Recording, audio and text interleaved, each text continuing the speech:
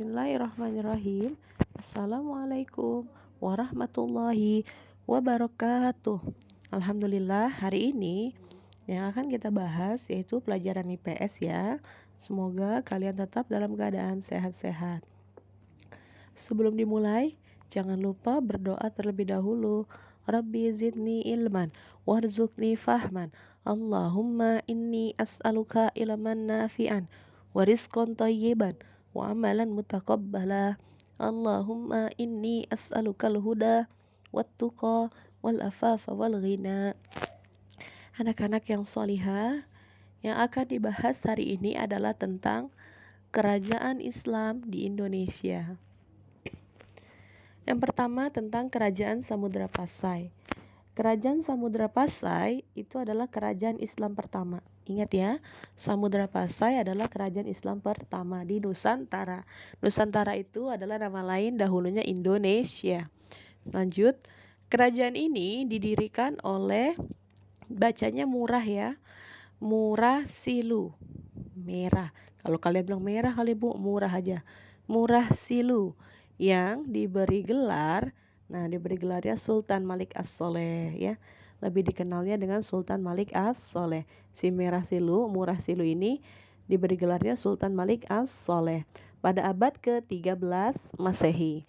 Itu ya. Jadi ingat, Samudra Pasai kerajaan Islam pertama. Lalu didirikan oleh siapa? Oleh Murah Silu.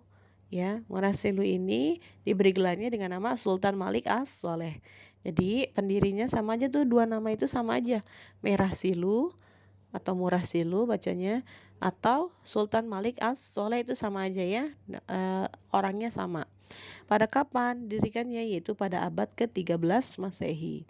Kita lanjut. Nah, sumber-sumber sejarah yang dapat dipakai untuk mempelajari sejarah Samudra Pasai. Jadi untuk mempelajari tentang kerajaan Samudra Pasai ini bisa dilihat dari tulisan pada nisan makam Sultan Malik As-Soleh. Jadi ada tulisan pada nisan makam Sultan Malik As-Soleh. Yang kedua, dilihat dari catatan perjalanan Marco Polo dan Ibnu Battuta. Dilihat dari catatan perjalanan Marco Polo dan Ibnu Battuta. Yang ketiga, sejarah kerajaan Pasai. Pasai itu maksudnya Samudra Pasai ya. Sejarah kerajaan Pasai. Jadi ada 3 tuh sumber sejarah yang dapat dipakai untuk mempelajari sejarah Samudra Pasai. Ada 3. Pertama, dari tulisan nisan makam Sultan Malik As-Soleh, dari catatan perjalanan Marco Polo, dan dari sejarah kerajaan Samudra Pasai. Diingat-ingat ya, dipahami aja, jangan dihafal. Lalu, kerajaan Samudra Pasai ini bisa mencapai puncak kejayaan loh, yaitu pada masa pemerintahan Sultan Malik At-Tahir II.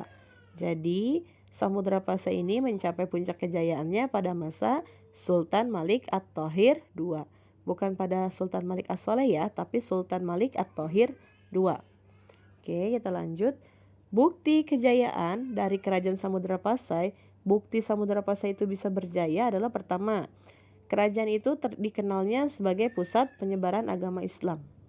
Ya, itu disebut berjaya karena ada buktinya kerajaan itu sebagai pusat penyebaran agama Islam dan pusat perdagangan. Yang kedua, Istana Sultan Malik At-Tahir II yang tadi menjayakan kerajaan itu dijadikan tempat musyawarah para ulama. Yang ketiga, kerajaan memiliki sikap terbuka dalam berhubungan dengan negara lain. Itu ya. Kita lanjut. Kerajaan Samudra Pasai mengalami kemunduran. Kalau tadi habis berjaya, sekarang mengalami kemunduran. Pada abad keberapa? Pada abad ke-15 Masehi. Apa penyebabnya? Ada 3. Terjadinya perebutan kekuasaan, saling berebut kekuasaan ya. Yang kedua, pindahnya pusat perdagangan, tidak lagi di Samudra Pasai. Yang ketiga, serangan dari Kesultanan Aceh. Kesultanan Aceh itu maksudnya adalah kerajaan Aceh. Jadi ada 3 penyebab kemunduran Samudra Pasai. Pertama apa? Terjadinya perebutan kekuasaan, saling merebut kekuasaan. Yang kedua, pindahnya pusat perdagangan. Yang ketiga, ada serangan dari kerajaan Aceh atau Kesultanan Aceh. Nah, lanjut. Peninggalan kerajaan Samudra Pasai. Nah, ada peninggalannya nih, kerajaan Samudra Pasai. Gambarnya nih koin emas ya. Koin emas dengan tulisan Arab. yang dahulunya itu digunakan untuk alat pembayaran perdagangan. Jadi peninggalan kerajaan Samudra Pasai yang pertama koin emas. Yang kedua ada cakradonya. Cakradonya, ingat ya, cakradonya, dipahami ya. Gambarnya kayak gini nih, cakradonya, yaitu lonceng besar.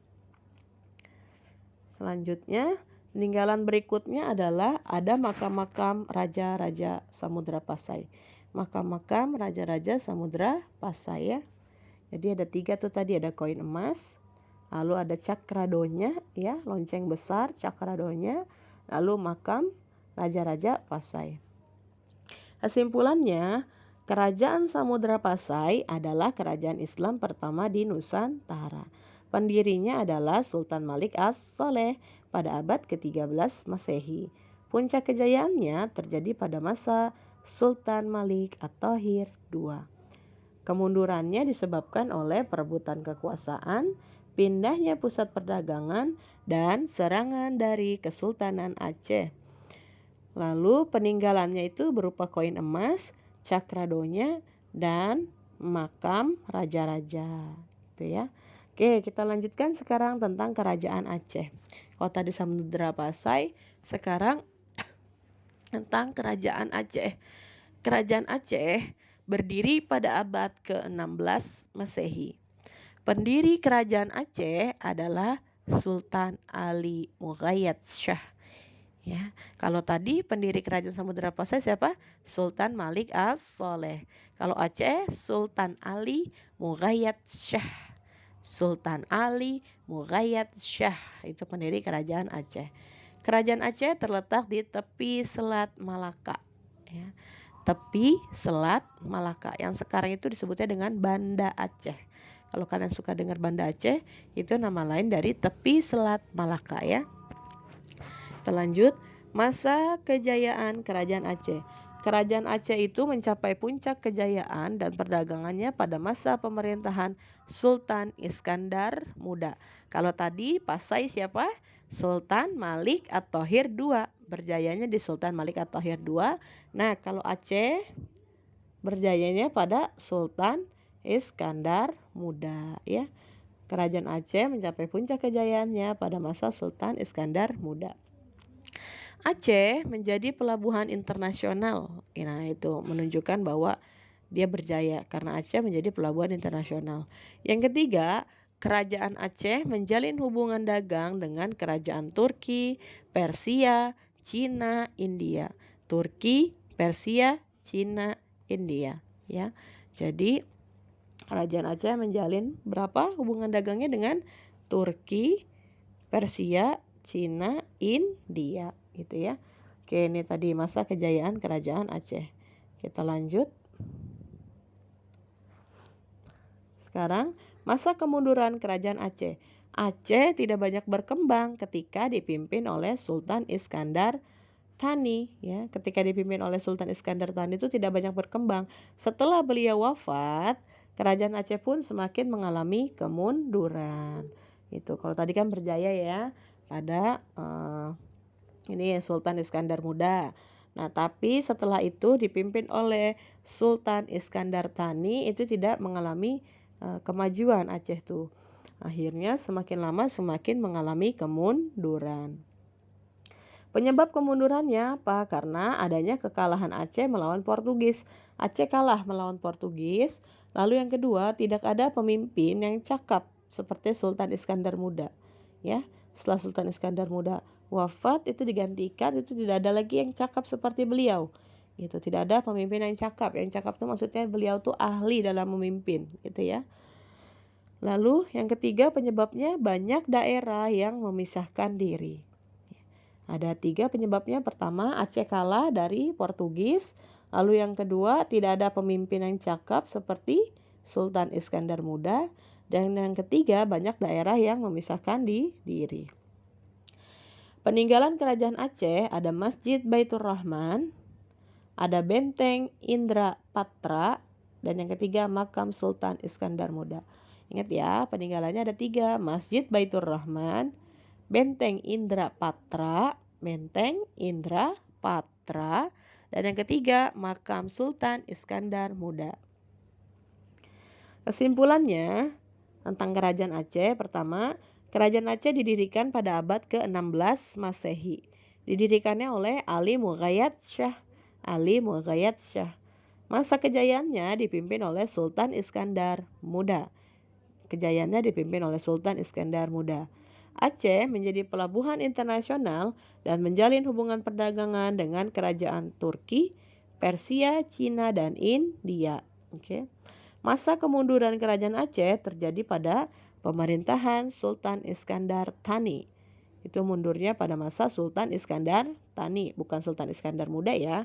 Justru Sultan Iskandar Muda ini mengalami kejayaan.